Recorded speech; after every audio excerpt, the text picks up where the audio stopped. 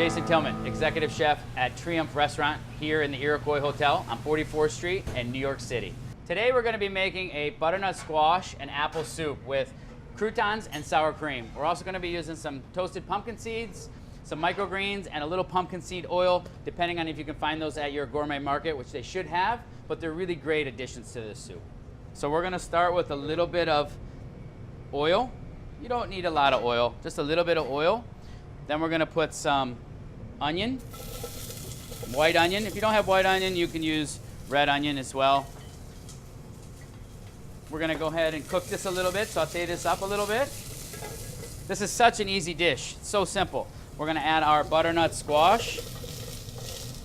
Now you can see I don't really have a great amount of measurements. I'm kind of doing it by eye. So far you have about half of an onion, you have 3/4 of a butternut squash, a little bit of celery, and these are all adding layers of flavor. We have our Macintosh apples for the fall, which are really, really yummy. And we have just a few carrots, okay? The carrots and all the vegetables are gonna help create some body for this soup. We're gonna go ahead and continue to cook these until they are soft. We're gonna add a little salt and pepper, because right now adding that salt and pepper is going to really bring out the flavor in all those vegetables, especially the butternut squash.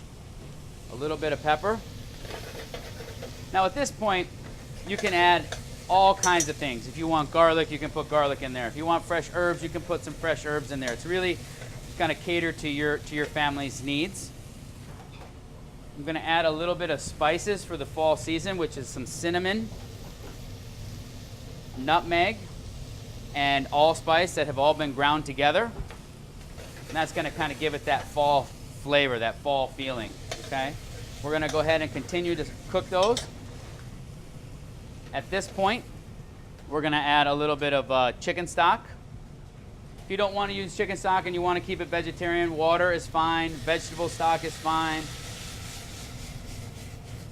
We're going to go ahead and cook that.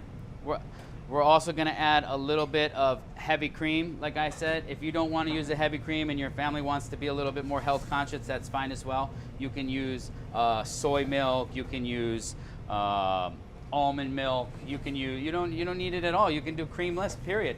So what we're going to do now is we're going to go ahead and continue to cook this. Once all these vegetables are completely tender, we're going to put this whole mixture in our blender or our handheld blender. Season it with a little bit more salt and pepper. And that's it. You're going to adjust your consistency if it's too thin or too thick. If it's too thick, we'll add a little bit more liquid. And if it's too thin, we'll add some more vegetables, okay? So we're going to go ahead and put this on a plate, and I'll show you how we do it here at the restaurant. So I've taken and I've reserved some of those apples and some of that butternut squash cubed, and I put those in our bowl. We're going to put our croutons for our crunch. Put a few of those in there. We're going to take our creme fraiche, or our sour cream, excuse me. Our sour cream, we're going to put a dollop of our sour cream on top. All right. Then we're going to take our toasted pumpkin seeds around there for more flavor and crunch, and a little bit of our microgreens. Then we have our soup that we've made and we've pureed. You go ahead and take your hot soup and you come back and you pour it on top just like this, table side. It's a wonderful little touch.